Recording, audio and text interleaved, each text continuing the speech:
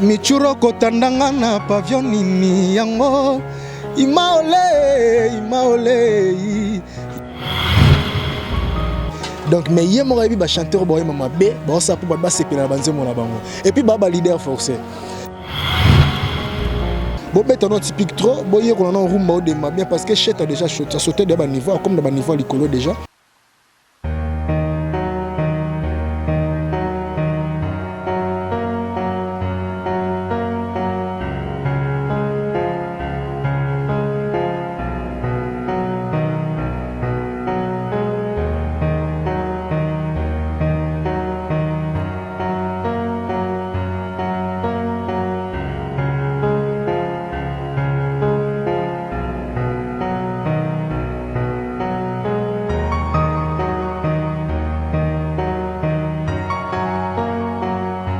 Bonjour et bonsoir à vos chers internautes ainsi qu'à nos frères de la diaspora ou ici, nos chers abonnés. C'est votre humble serviteur Dan Mosengo à la présentation de cette émission. Aujourd'hui, toujours dans le souci de vous informer, aujourd'hui je reçois pour vous Rizé Agola. Le nom déjà vous fait trembler. C'est l'un de poulet de Ferrigola, Josie de Nuance, Nika Boronina, l'un des membres de Jet Set. Avec lui, nous allons vraiment balayer l'actualité musicale. Nous allons parler de Ferrigola, nous allons parler de l'album que vous tous attendez tous. Harmonie, l'album de Jésus de Nuance et Ferrigola.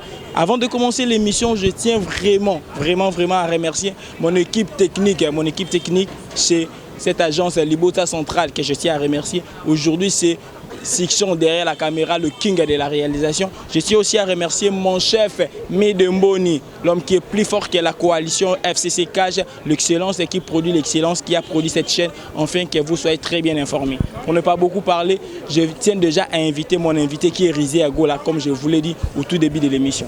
Bonjour Rizé Agola. Bonjour. Bonne santé. Par la grâce de Dieu. Merci vraiment de vous inviter à l'émission. Ouais, les gars qui sont en répétition, il y a des rendez-vous déjà depuis. En tout cas, on a été respecter rendez-vous les locaux sont en répétition devant le public mobimba, devant tout le monde, devant le monde entier. Vraiment, Rizé Agola, chanteur Nabinoye. Je m'occupe les padres parmi trois premiers. Au Bolingara Ming, na vocal, na chanson malam, au Chetanigola présenté Bino. Rizé Agola, c'est assez belle Sabino. Voilà, pour comprendre vraiment des naïfs Sabino dans l'émission, invité dans les Rizé Agola. Question Nabino pour tourner les bosses, on va déranger trop. Pourquoi pour nous comme Rizé Agola? Pour Nanini, tu belé bacha comme Rizé Agola. Non, les Angate, les fanatiques ne mutu, ba préférer ko ben nga Rizé Agola. Alors on appelle dans demango, na monango c'est normal parce que si on a zoyé ma ba Rizé Agola, yo Rizé toujours. Vous avez la cheta, vous avez la Ferrigola. Directement dans la mais quand on a orchestre bien Rizé Agola, donc c'est que on va découvrir qui Agola na kati, qui Agola ya kati. Donc parce que tant on a que ça test, na yembi ba fanatique au bazala qui on a parmi ba tout basala test, ba fanatique ba préférer ngai. Jésus de Nuance vous préférez appeler pourquoi? Parce que ba chanter belle ba orchestre ba test ba yembi bien. Habité en tout cas parmi les chanteurs basali test yé manette yé abisso ya gola donc yé ma faut protéger donc y a moi partout dans le monde ba benga ngai Rizé Agola petit kala. Merci beaucoup. Tolbe tali solo ça le passé mais photo betali solo bato mbala liboso balando na chaîne na biso liboso zaki parmi ba bien aimé ba vraiment ba protéger à Ferrigola. Est-ce que après départ na yo kozonga na yo au santara moi changement te que moi bolingo di na bolingo commander nde yo mo sala constat. Bon, moni tozana papa mon tellement ça papa malamu à Sansarabiso nyonso donc akiparaté o nani o nante donc ya Sansarabiso donc dès que na kenda na zonga ki na fukama ki devant papa à Botinga lelo na champ le padre ou à Rizé Agola pas rêver monde entier donc aza papa mon malamu encore une fois place azana PC bambota trop le padre Jésus de Nuance merci d'opportunité toujours aux pesa ngai moi non Rizé Agola aux otala te kutu yo mabe ya mwana moko derrière tant de gens na yaki devant na yo.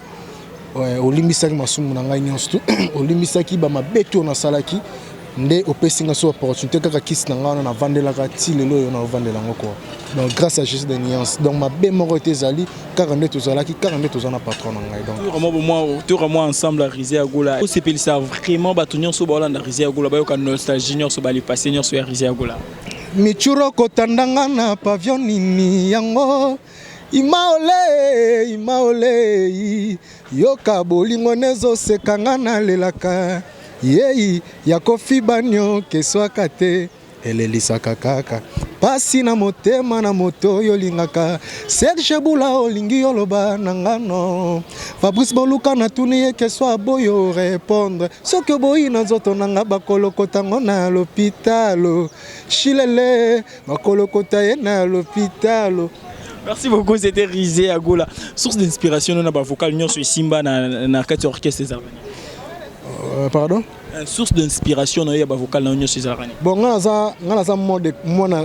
à l'école de dimanche, j'ai une inspiration depuis bon mois. D'ailleurs, papa est un musicien. La musique est un refondé. Et puis, il y a des chanteurs rebelles qui sont forcés. Et puis, il y a des leaders rebelles qui sont forcés. Monique, yo mo mtumando tumbola nganga na ke place wana de. Ngana yo kakati. Toyoka bango bazo forcer. Neti nani oyo mo yo ka ke ya force. Naza a pona otanga komba mutu te mais na yebi bango bien. Émission les a très bien. Yo mon nous a bien en tout cas présenter émission qui toko émission on s'appelle là-bas dans monde entier.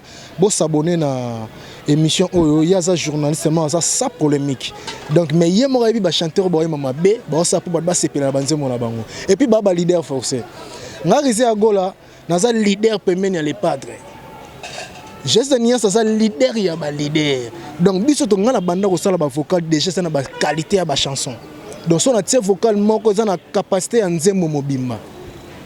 Parce que lelo grâce à Dieu nazo sepela na ba fanatique vraiment bo zelangai na album oyo juste nia ça pesa nzembo moko nazo yemba yango eza yem ta komi. Donc a pesa ngane na interpréter nzembo ya Jésus de Nia. Ah ouais. Vraiment quand moi stream en côté moi avant que vous Rizé si émission de tozo chité na si non c'est pas ça ba fanatique à l'époque ba ozali c'était ba yo kango quoi.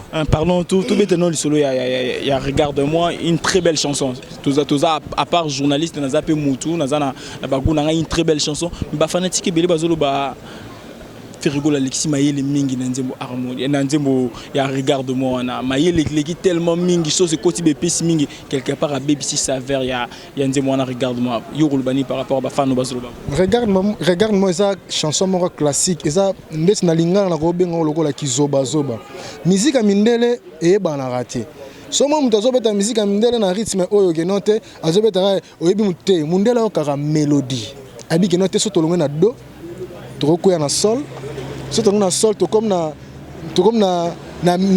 nini mineur donc mundela ora musique na ba notes donc non que quand mika bano quand na notes ka moko ka wana na to banene to chité pe kana non bon ça classique ça homme donc ça le rôle to benga neni ya eza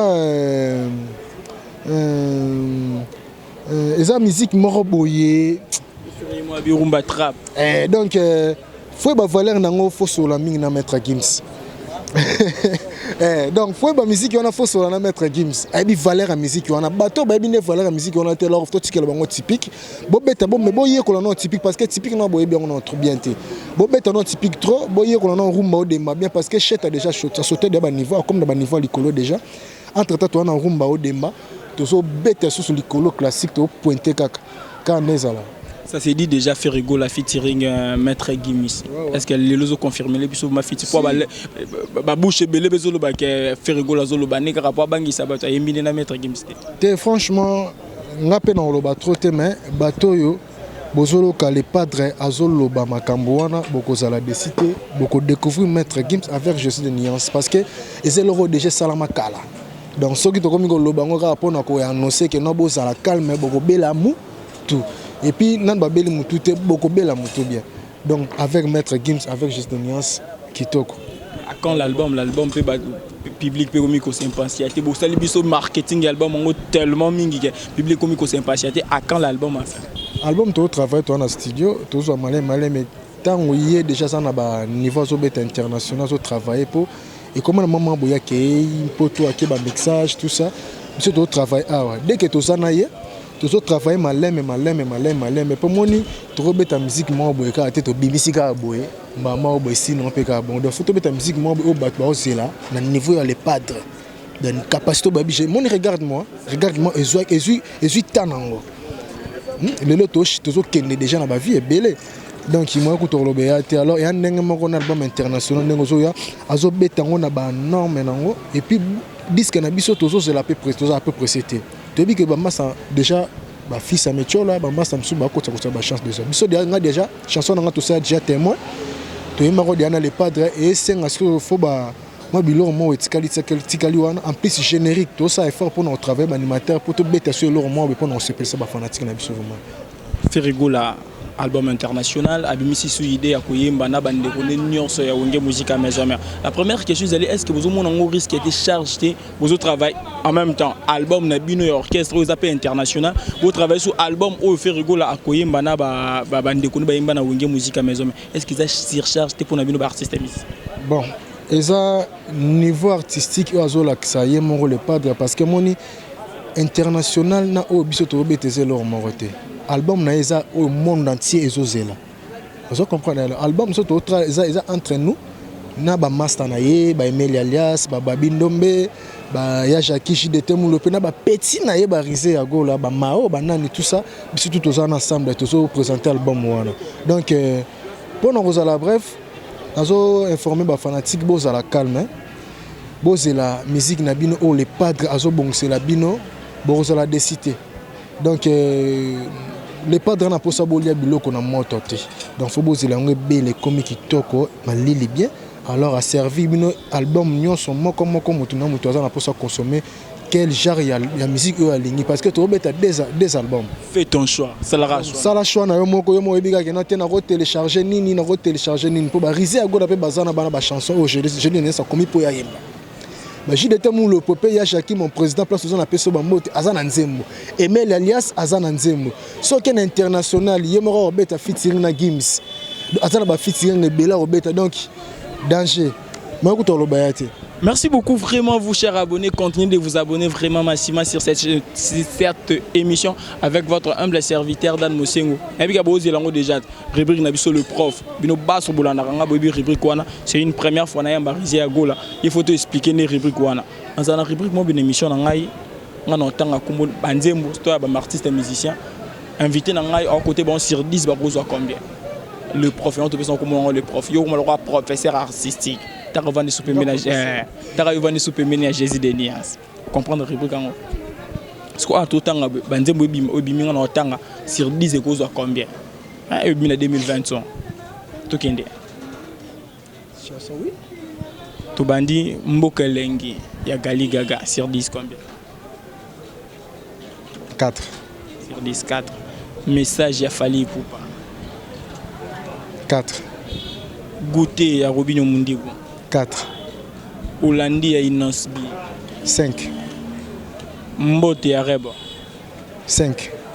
Regarde-moi faire rigoler. Comme ça qui m'a fait rigoler matin. Comme ça le roi va au monde a fait rigoler. Regarde-moi faire rigoler. 8. Merci beaucoup, c'était notre rubrique. Le prof Boebi a ils ont l'arabe. Bah tout nous nous sommes batangi awa. Pour jésuiter faire rigoler à jouer. Rebo pas jouer. Olandi ya Inosbi pe à jouer. Tout moi avant que vous ayez tant va regarde tout un peu de regarde-moi. Mon préféré na c'est ça ba fanatique na so bazo la album na bango na moi logo to ça na juste Nias pas comprendre que non te Rizé Gola azo yé manzembo turo yé moko tout kindigas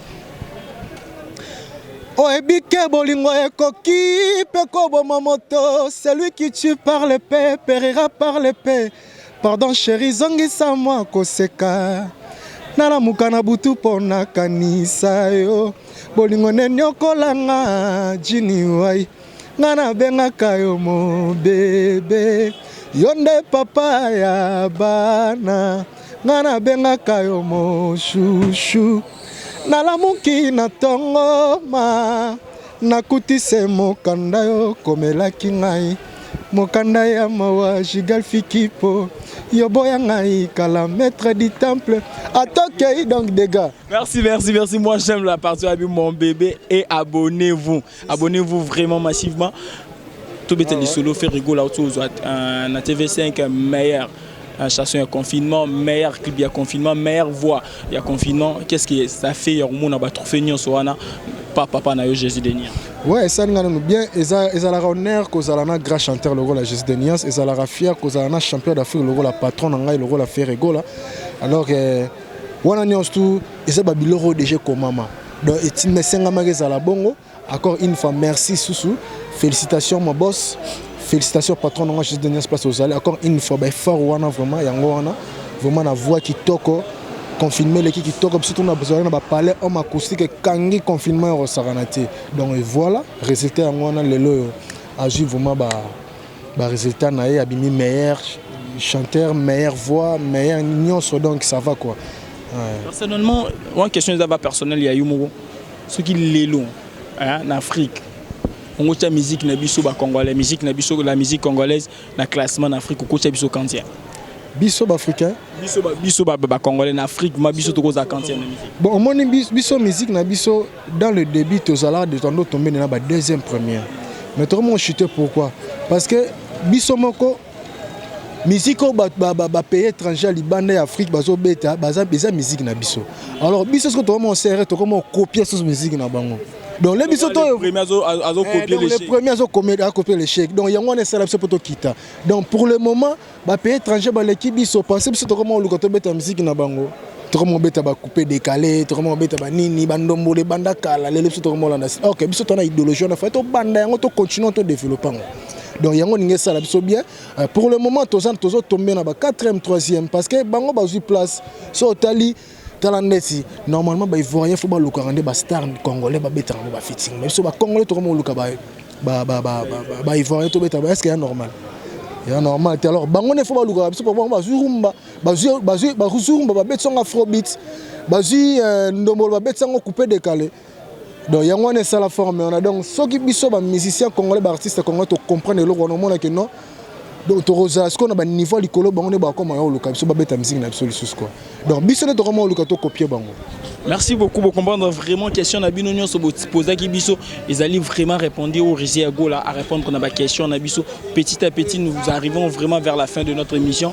Bo bangate les bonnes choses c'est ya lisusu na souke émission pour boyebi nga na souke émission il y a une dernière question na poser Kabola nga na invité na ngai vous allez toujours scotcher ou connaître ko la émission Rizé Agola tout comme pratiquement vers la fin de notre émission na biso na répétition va toi retenir ni na passage na yo na émission.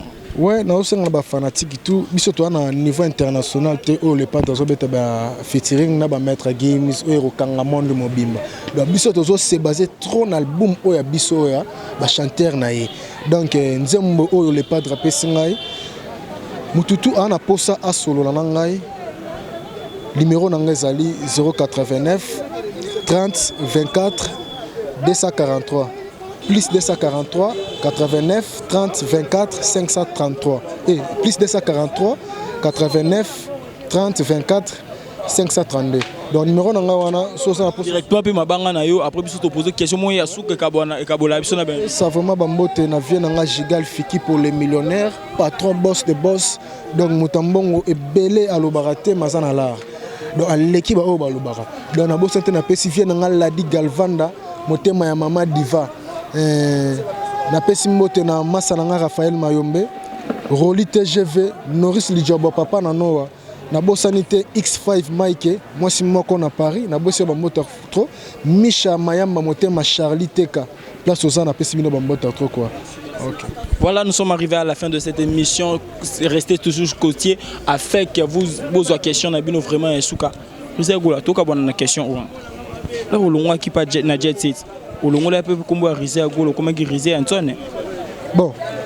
Na longola kombote car ba fanatique wana bayaka ba tete ngabité ngai comme na ngani wabité et comme on boy donc voilà donc ba copier combo ya Rizé Agolo ndé ba bakisa na combo mususu. Merci.